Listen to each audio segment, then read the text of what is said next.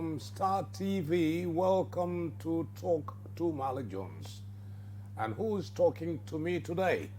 Seedy Njie, former National Assembly, nominated by the way, nominated National Assembly member, and now a staunch supporter of President Adama Barrow.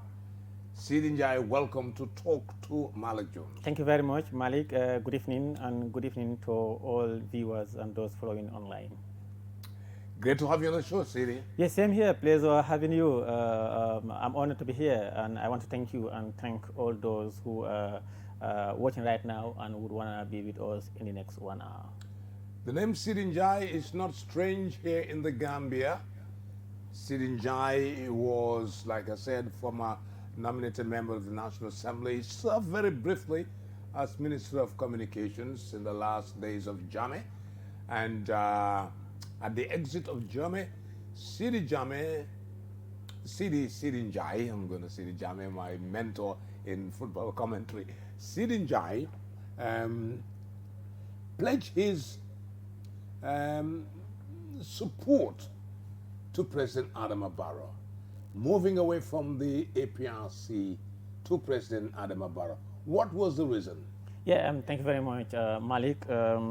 I have answered this. I know people have asked you this question many times. And this is now Malik Jones. But this is Malik Jones. You. Yeah, I will briefly. Yeah. Good. As I indicated earlier on, it's as a result of a lot of factors. Among them, of course, the leadership that President Adama Barrow exhibited and his commitment to rule of law, democracy, and good governance, and also coupled with family relations. So I decided to move in and give him my ardent support. And yes, and it has been since 2018. Many people used to call you Mr. Constitution because you always quoted the Constitution. And yes, why did they call you Mr. Constitution? Yeah, because, you know, even when I was in the APRC, either in Parliament or outside Parliament, I subscribed to constitutionalism and rule of law. So I more often than not, whenever people are arguing, I base my argument on constitutionality. You know, I love quoting the constitutions and any other relevant law. So as such, of course, some will call me Mr. Constitutions, and because I believe in constitutionalism and rule of law. And I am proud of that. I am not in any way an expert in constitutional law, but I have a passion and love for constitutions, and knowing fully well that in any country, constitutions are the fundamental laws, the supreme laws of any nation or any country. So therefore, when I was in Parliament, I remember in 2007, when I was first in Parliament in 2007, by the way, I served in Parliament for 10 years. What I did was I tasked myself to more or less master the constitutions and the standing orders of the National Assembly. That's the procedures of the National Assembly. And then I said to myself, if people can know the Constitution at their fingertip, how about me? So that was the reason why I fell in love with the constitutions, and I'm not saying I have a master of the Constitution of the Republic of the Gambia, but I have a good understanding of the Constitution and other laws of the Gambia. Was it surprising to the APRC at the time when you switched your allegiance? Oh, well. They didn't like it. Oh, well, maybe they could be in a better position, but of course, many people were astonished as why I moved. Of course, pundits will, others will give you a lot of reasons why. Others will think I should stay in the APRC. Others will say, the proponent of my movement will say, no, he has all the reasons and good reason to move. Those are subjective. But of course, many, I can say, a lot of foreigners of APRC, staunch supporters, either at him and also, or at the grassroots, wanted me to stay. That's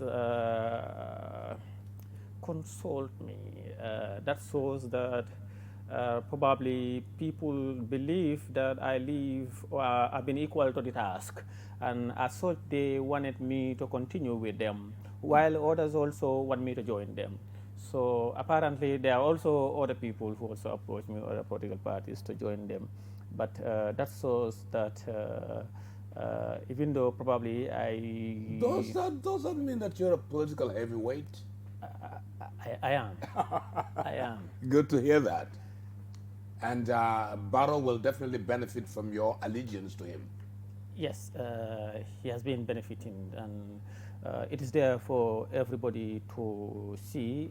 Those of us in the Barrow camp and those of us who are not in the Barrow camp will agree that, El Malik, as a person, what one should try to adopt a culture of genuinity, and you don't have to be double standard. When you whatever you believe in, people should be able to believe that yes, X, that's what he believes. If he believes in something, he believes in it. If he thinks it's the end of the day, then he will call it the end of the day, and move on. So Yeah, you mentioned Barrow camps. I know there is Barrow Youth Movement. There is another one called the Barrow Fans Club. Barrow Fans Club. Which of these two camps are you? Are you a member of any of these two camps? Yeah, The Fans Club or the Youth Movement? Yeah, when I say Barrow camp, I mean those who support President Adama Barrow, especially in terms of political ambitions. There's this Barrow Youth for National Development. Others will call it Barrow Youth Movement (BYM), and anybody that's who expresses or who announces his support and allegiance to President Adama Barrow, they'll call you Barrow Movement, Barrow Youth Movement. In fact, they'll say BYM. There's this that is, people are it's a misconception, and others misconstrue it. The President Barrow Youth for National Development, it's a wing, it's a youth-led initiative who thought that they would join hand and complement the government efforts, particularly that the government of His Excellency President Adama Barrow, in terms of development, which is apolitical, non-political. So they came together and they set it up, and they notified him. So he gave them, he blessed the idea and supported. There is this Barrow Fans Club, that is the political wing. You had the politicians who want to engage in politics, and then they group together and call themselves Barrow Fans Club. Politics for what? Yes, as a president, he's an elected president, executive president we have. He's an elected president. He's the politician number one in any country that's where democracy exists. So when you talk about politicians, the number one politicians in any country where democracy exists is the president. So President Adama. Let's say the ruling party. I hear there's no party, by the way.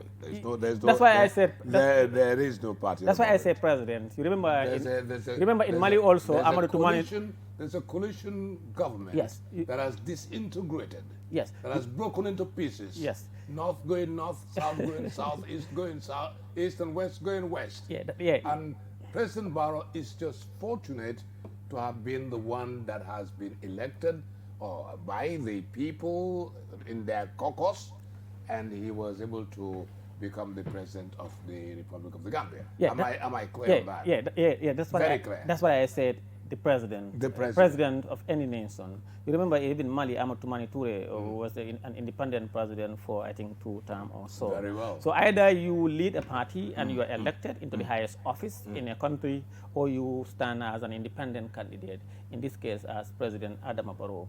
But as a president, he is number one politician in any country. So there are these people who want to support in his political endeavor, his political agenda, ideas and ideologies, and they call themselves President Barrow's Fans Club.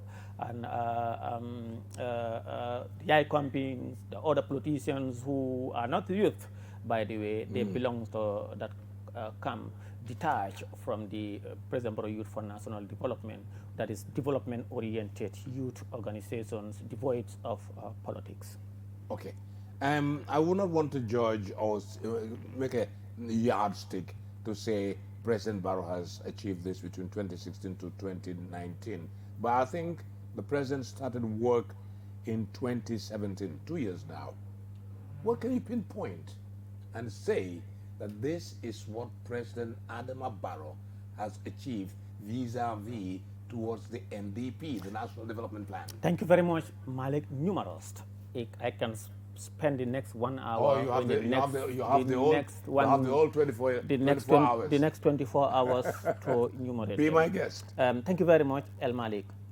When President Barrow came into office in 2017, prior to his coming into office in his manifesto and his development agenda and aspirations, he, among host of other issues, he wanted to look into the areas of development, infrastructure, the area of good governance, rule of law, constitutionality, of course, investigative, that is commissions of inquiries, give us a new constitution and build strong democratic institutions.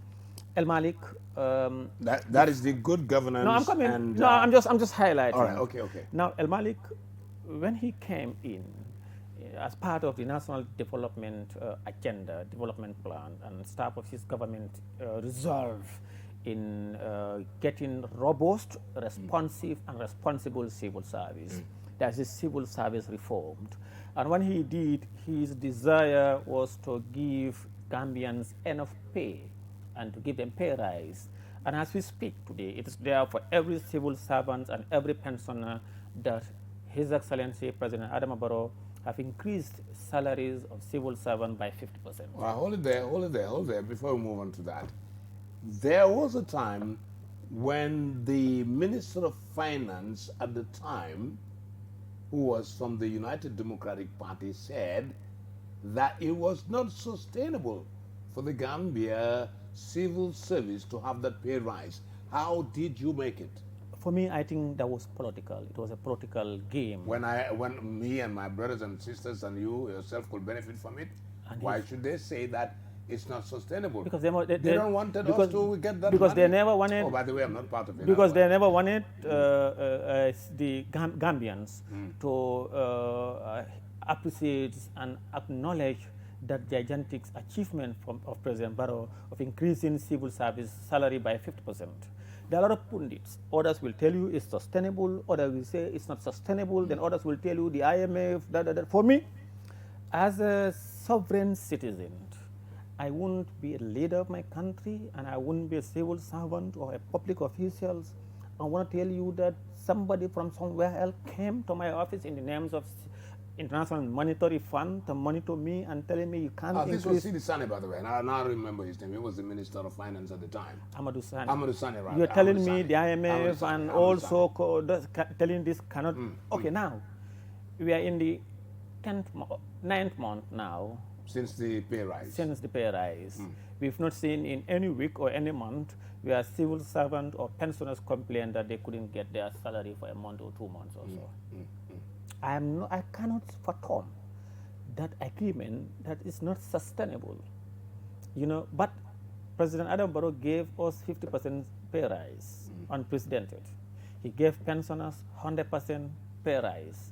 It's unprecedented. I'm not saying salary have not been increasing since the creation of Gambia, but that magnitude. So therefore, on that aspect is visible, is there. Every month, every civil servant and every pensioner is benefiting from that achievement on that part, on the area of President Adama Barrow. Now, let's look at democracy, good governance, and rule of law.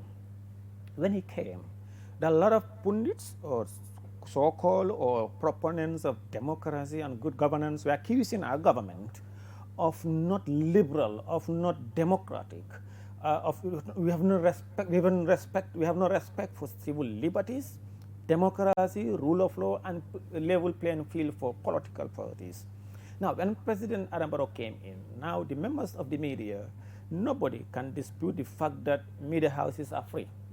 You can sit behind your microphone, invite even government officials to be very critical of government. Political parties, opponent, very critical of government, of President Adama Barrow also and his government policies and programs. But you are so that you are safe, you are being protected, your right will never be infringed, you won't be arrested, you won't be detained, you will be called for any questioning.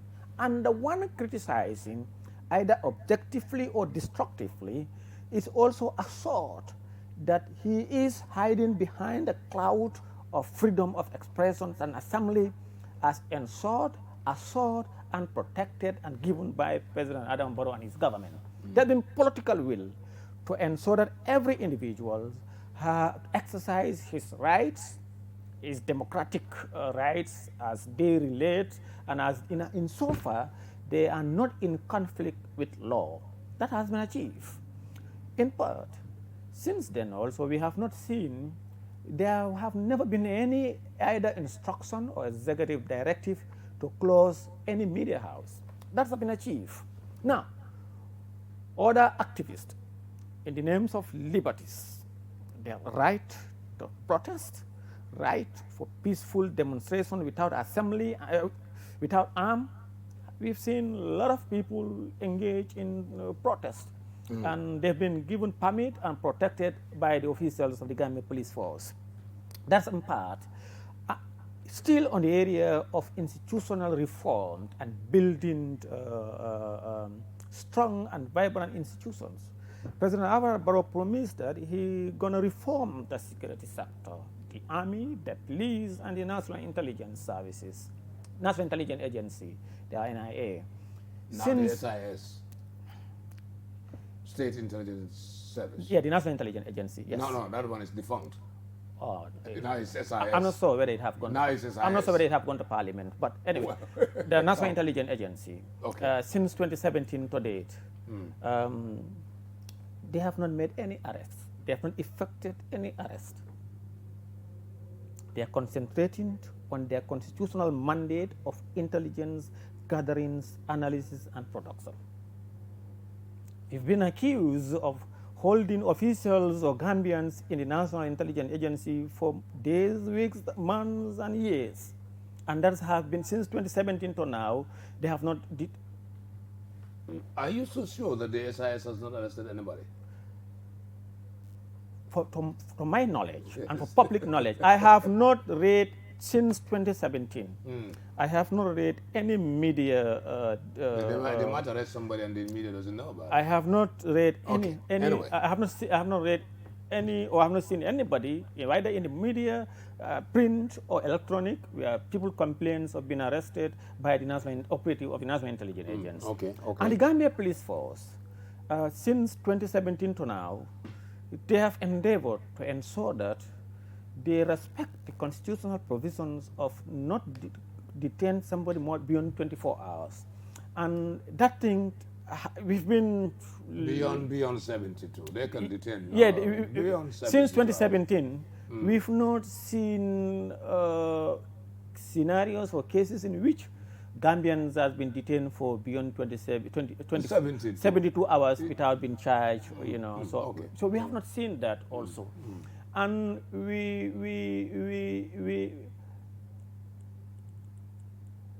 in the security sectors, we've also seen the Gambia Police Force engage in training of their personnel, particularly the armed wing of the police force, that's the police intervention unit for crowd control, how to control crowd, you know, how to effect some of their constitutional mandate as they go into crowd.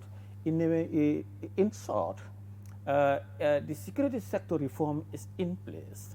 And in the Gambia Armed Forces, we've seen of recent, they've gone back to the barracks. And everybody's happy. By and large, it's difficult to satisfy everybody. I may not be able to say everybody's happy, but the promise that President Barrow gave in terms of security sector reforms and in terms of civil liberties and freedom of the people have been achieved. Now, Right. let me move on to infrastructure. Yeah, I was coming to that. That is something intrinsic. Let me move into because that's something that people can see, people can feel. Let me move into infrastructure. Go ahead. Now, on the National Development Plan, and President Adama Barrow assured Gambians, and he promised that he gonna look at the infrastructure of this country and gonna give us development. And since he came in, of course, there have been a lot of delay in certain issues as a result of probably double standard. You're into government and you don't want government to succeed. When you look at the capital city of Banjul, I beg your pardon, somebody don't want government to succeed? No, I mean, there are a lot of, Do we have that now? Do we have people sabotaging no, I mean, the government? Yeah, people have been yearning for development, especially in the 2017 or so, but things have not been, there were a lot of slow impediments. There are a lot of impediments, put there, and advertently, because they want to put impediments on his way. They don't want President Barrow to achieve. Yes. So they put stones and bottles on his tracks. Right. Now, as we speak, in Banjul, since colonial, the Jawara administrations and the Jame administration to Barrow's administrations, of course, each government have done something, have done their part in Banjul. But for a government of the Gambia... I haven't seen what the colonial government did in Banjul. Somebody was telling me they have done nothing in Banjul. Maybe the Royal Victoria Hospital. Yes. So, and maybe the Albert Market. It did. And they call it after the Queen Victoria and Prince Albert. Yeah, so that's why I said every government has done something in Banjul. Quadrangle, which is now dilapidated. So now, when you, from the colonial to President Adama Barrow's regime, there have not ever been there have not been a government that's call its experts or technicians and then take a stock and study Banjul as a whole and came up with a decision that let's look at the entire sewage of Banjul, the drainage systems and the roads and build everything at one go. It is for the first time Bullet Munge Doga and Banjul Boom Soso Belegi. That is under President Adama Barrow. What remains to be done in Banjul is monumental. No, I'm coming. Okay. It's monumental, but monumental work is ongoing. The entire roads of Banjul are being constructed now. If you go into Banjul... I am a Banjulian. Yeah, you are a Banjulian. If you go into Banjul, almost mbeda bo dugarek, either parena or nyunko ligay or benen bi clear nanko. Okay. And then together with the sewage system and the drainage, millions of dollars, hundreds of millions of dollars for the first time done. So therefore, every Banjulian or anybody that goes into Banjul is seeing that mammoth infrastructural development taking place in Banjul. Now, when you look at in the Kanafe Municipal Council, a lot of roads projects is ongoing, but there's going to be gigantic, a massive road infrastructure in the next few months, couple of months. You may be aware that Gambia will host the OIC summit in 2022. You want to give credit to Barrow for that? Yes, let me come in. I don't think he married. Yes, of course. Let me come in. That was there before. Yeah, let me come in. Whether he does it or he doesn't do it, there were plans to do it. Well, the OIC was already there. It's just like the Senegambia Bridge. You cannot ascribe those development, infrastructural development to President Barrow. Let's be very honest. We know that now he is the caretaker. He's on his chariot and he's moving to make sure that it succeeds. But you cannot give him credit for that. But we hope that he finishes it up. All right, enough for the infrastructural development. No. I know. No, let me finish this. Take me to the URR. No, I'm coming. Where President I will take it to URR. No, let me come in first. The OIC, it was under Jame during our time that it was set for Gambia to host the OIC in 2019. And it was deferred as a result of the logistical arrangement, the infrastructure is not in place. When Barrow came in 2017, he went in and he had the desire to host the OIC in 2019. But there was not a single infrastructure that will be able for Gambia to host the OIC. The Jame administration lobbied for the conference center. and President Jammeh, former President Jammeh laid the foundation stone, and President Barrow came in and they ensured that it is completed. Okay. There's what the Barrow government want to do, that is to construct dual carriage on the battle-hardened highway, and that's involved millions of dollars. And it's the Barrow administration that lobbied for it and secured the funding and did the signing about some 3 months ago with the Saudi. I think you are aware, everybody has read those on the papers. Of course. Now, what is they are going to do is to give us a facelift of the Senegambia highway. In fact, in the main junction, there's going to be flyover in Sting Corner, the Senegambia, the Purfur roundabout, others call it turntable, towards the airport. This is going to be massive, this thing. And there's one other component that is to improve the electricity and water supply. If you go to the greater that area, you'll see big pipes. They have started this Sapronji, I think, company. The Indian company. The Indian company. Those are millions of dollars that President Adama Barrow's government negotiated, secured, and they want to give us funding. And also the expansion of the, and also to build VVIP at the Banjul International Airport. Okay. So those are millions of dollars. It's President Adama Barrow, and we've seen it. In fact, it was ratified in Parliament some 2 months ago. Now, infrastructure still. When you go to the Upper River region, since creations of Gambia, from Basse to Fatoto to Koina, they've never seen macadamized roads, tar roads. That's a multi-million dollar road project, about $83 million, over $1 billion. And it's a grant. It's been negotiated, secured by President Adama Barrow and his government. Nit ñi dañu wara xamné amna ñoo xamné ñu dëkk Basse be Fatoto be Koina musu ñoo gis tali sen aduna sen dund. President Adama Barrow moo dem liggante xaalis bi te xaalis bi du bor dañ ñu ko may. Currently ñu ngi sampa yoon yooyu noonu. Construction is ongoing. The bridge, the river between Basse and Wuli is ongoing. The bridge between Fatoto and Pasamas, both them ñu ko sampa. And there are also multi-million euro agricultural project Bohamne is ongoing in the Upper River region. Remember, the National Development Plan also, all sectors are embedded in there: infrastructure, energy, democracy, transitional justice, rule of law, health, and agriculture. And French government, about 50 million euros grant, and already the works have been started on those things. And also energy. President Barrow also has priority on his National Development Plan, because all these things that we're talking about, in the absence of energy, reliable, effective, and efficient electricity supply and water, we will not be able to have all these projects. Even if we have, they might not be as beneficial as we want it, because we also want investors to come into this country, invest. And what they looked at first, it also they look at the political and the democratic nature of the country, whether the environment is conducive for businessmen to invest their millions of dollars in the country. Secondly, they will look at the energy sector. Can they rely on the energy, its cost, its generation capacity? So you go to URR, you go to LRR, Soma, you go to Buyam, you see there's this OMVG, President Adama Barrow launch, and construction of those mini substations to give electricity to rural Gambia, particularly in the Kiangs, who have never heard, who have never seen also electricity, like the Nyanija people did also. If you're in Kiang and in the Jara, you see a lot of poles and a lot of work ongoing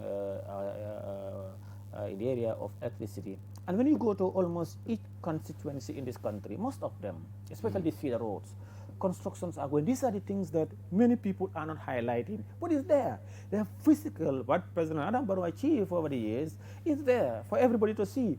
And also, as we speak, the roads, Hakalang Road, the famous Hakalang. In fact, there was a member of parliament, we call him Hakalang, Mamchana Jalo. He has been crying for the construction of the road. Also, all those roads have been,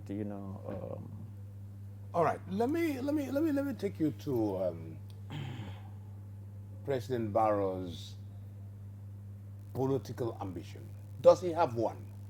Does he want to jump and join the political fray come 2021? Will we see President Adama Barrow standing out there, leading a political party, aspiring to become president of the Republic of the Gambia on his own ticket? For me, sometimes I kind of fathom when people ask that question as to whether President Adama Barrow have political ambition. A person who contested elections as a councillor or as a member of parliament or as a mayor, nobody will ask whether that person has a political ambition. If I want to be a member of parliament, I contest, I go to the field and campaign. Talk less of a president of a country. I contested and I competed and I contested as a president and I won. I am a president of the republic, occupying the highest political office in a country. You're asking me whether I have political ambition. Is this sarcastic questions? People ask. He's already in the political field. He is the #1 politician in this country. Maybe one could ask, is he going to embolden his political grip and base? Is he doing that? Is he doing that? Yes. As the president and as a politician, what you need to do is to give your electorate the social contract that you have with them in anticipation of them reciprocating it by appreciating and acknowledging the fact that the contract they signed with you for the 5 years, they're appreciative and they would give you an extension to that. So for me, I don't ask that question, that whether President Barrow has a political ambition. He's already a politician. He is into it, and he would want to. And I think for me, I would want people to support him and guide him, and to ensure that he stays on. Well, I know this is a very difficult time in the Gambia. People are failing to see that what has happened in the past has gone already. The Jammeh era has gone. This is another Gambia that you and I and everybody out there belongs to. And it's always very sad when you see people out there throwing sticks at people like you and others, including myself, that we have worked in the Jammeh. Who didn't work for Jammeh? Yeah, that's ignorant. That's ignorant. Politicians or governments comes and go, but the country or the state remains. And the people remain. Now, if you are saying that anybody who works on the Jammeh is an enabler or he shouldn't work on the Barrow, then nobody will work on the Barrow. Absolutely not. From 1994, when I was in grade 1, to 2016, how many Gambians, almost every household, every family goes in this country, they have worked in government. They have worked in this country under the leadership of former President Yahya Jammeh. And now, in fact, most of those who were working with Jammeh, especially the first decade, they have worked with the former President, His Excellency Sir Dawda Kairaba Jawara. And Jammeh came in and they continued. Where Jammeh stopped, President Adama Barrow came in and he will continue. Wherever he's going to stop, someone else will come. You know, sometimes people are ignorant, some people are emotion and on sentiment. So that's why there are certain questions that I don't respond. This is, for example, when Jammeh came into power in 1994, there are many people who were with him. Even I think Dabo and others were in council, state council. The Army Bensoudas, they were there, the Fatou Bensoudas, you know, the former Secretary General Ablaye Saleh, and all those former ministers, the Bibi Dabos and others, were working. They all served Jammeh. Those who serve as members of the armed forces or the GNA, the police, they were there on the Jawara. When Jammeh came, they continued until they retired, or otherwise they are removed. And Jammeh Barrow came in also. It's only ignorant people or people based on sentiment will call on that anybody who work with Jammeh should not work as if they are not Gambians. They are alienated. They are not Gambians. So where are they going to work? In space or in other country? You want to forfeit their citizens, their it's so hilarious.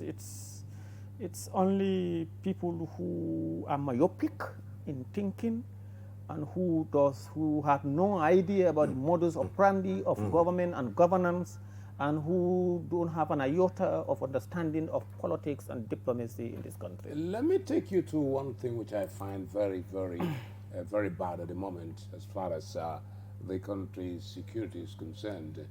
These are people in government sabotaging the government by leaking government documents. Are you surprised? Is this the way the Gambia you and I believe in? You are a Gambian, I am Gambian. Nobody has better rights than we have. We have a right to live here, we have the right to work, we have the right to contribute to whatever is going on in our country. But do you think that it's good to start leaking government documents because you belong to the other side of the political spectrum? Yes, Malik, that is very unfortunate. And for me personally, I am disappointed and shocked by the recent wave of leakage of government informations and documents. As a civil servant or public official, you are given a responsibility and an assignment. It's your constitutional responsibility and duty. Once you accepted that position, you are serving Gambia, you are not serving an individual. If you have a political difference, if you have a second thought, you want to sabotage and you want to play a double standard, it is only an honorable enough for you to resign. But you are in government, you occupy public position, you continue to sabotage. In fact, there are people who wouldn't want to act on their constitutional mandate to effectively execute their duties. There are people who are bent on only leaking government secrets to a third party or to other people whose interests they are serving. And their position there, they are put in there to serve as a citizen of the Gambia and to serve based on the constitutions and based on the fact that they are citizens and they are trust. Those are positions of trust. When you are given a position of trust, the trustee, you should be able to live up to expectations as a trustee to handle that trust. In the event that you no longer can or want to handle that trust, you must resign. And government should come up with mechanisms, especially the civil service, the Secretary General and head of the civil service. You know, I think in every civil service in the world, there what we call either the public service general orders and rules, and there are laws and policies guiding and governing employment, even in somebody's house. You're made, you are told, this what you do, what will def li, and if you are a civil servant, and they must tighten. You know, what also astonishes me most is when you want to say anything, people tell you say democracy. Hey, if democracy la legi. Democracy at the expense of government secrecy, democracy at the expense of people's rights and responsibility, democracy at the expense of where, in fact, at the extent of which people will abrogate their responsibilities as citizens, as trustees, and as employees who didn't want to work. There are only some people who will go to work.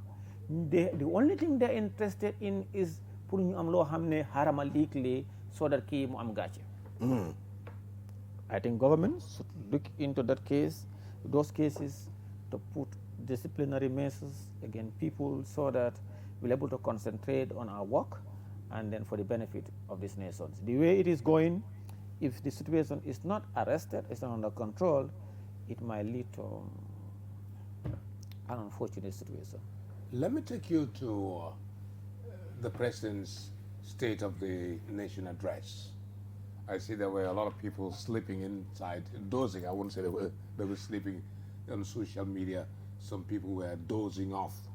But irrespective of that, the President did touch on very, very sensitive issues, especially that of security. And he called on this nation to be very law-abiding. I think that was very, very key.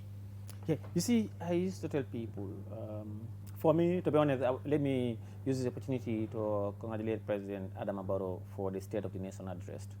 It was well composed, and the presentations was apt and timely, and I think it was an excellent presentation. Of course, there are people, you know, I don't know, Niki Law Defrek, fuck Niki Amlum complaint. Whatever, no, you can satisfy everybody. Somebody will tell you, no, you didn't, I can even say, you didn't mention my village, you didn't mention this. But what he talked about security, that is very paramount and it's sacrosanct. I used to ask myself, I say, when people talk about security and curbing of crime, if you are not criminal, why do you feel offended? Why do you want to antagonize or against institutions or individuals or persons or officials tasked with the responsibility for the maintenance of peace, order, and stability in this country?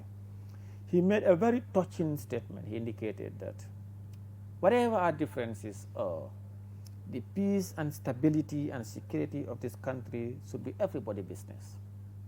And that every responsible person, whether you have positions, or you are a political leader, you are in government, you are not in government, you are at your home, every Gambian. It should be our collective and ardent responsibility to jealously safeguard the peace and stability of this country. It is also our responsibility to ensure that people are not engaged in anything that will cause havoc, violence, and mayhem in this country. Over the last 2 decades or so, of course, some of us are very young though, but we lived as Gambians within a midst of turbulent regions. We've heard, others have seen in televisions, or others have even gone to there, especially members of the security forces, to keep and enforce peace.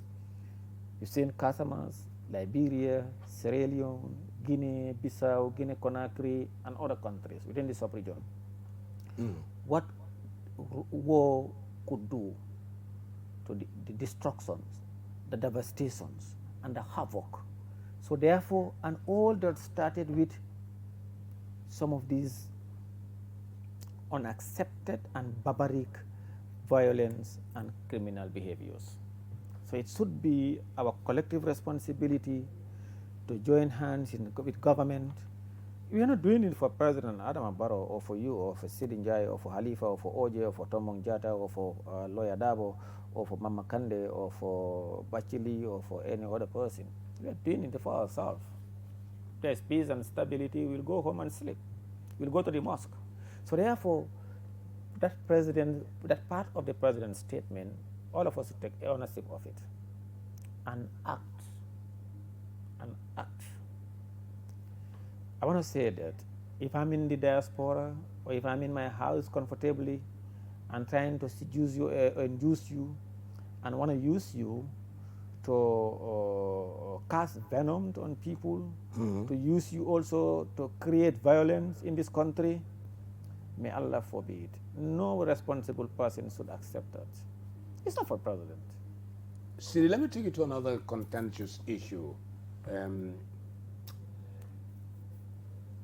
The government white paper on the Janet Commission.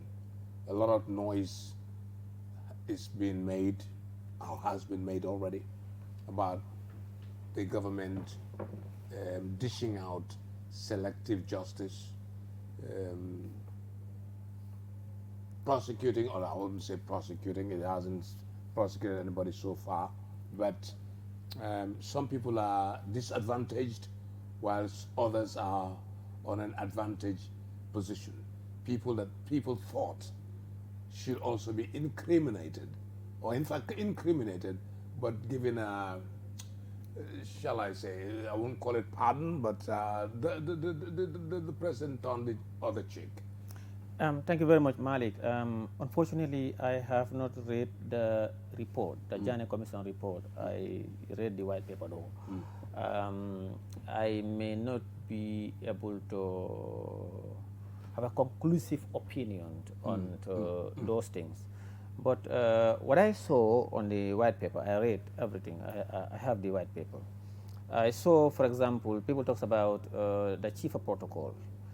In the white paper, as a protocol, what the government, the white paper position on not only the chief of protocol, but all the protocol officials, because their position is very unique, and there haven't been clear-cut definitions as to what is their responsibility towards their principles and vis-a-vis government and all their position. And to me,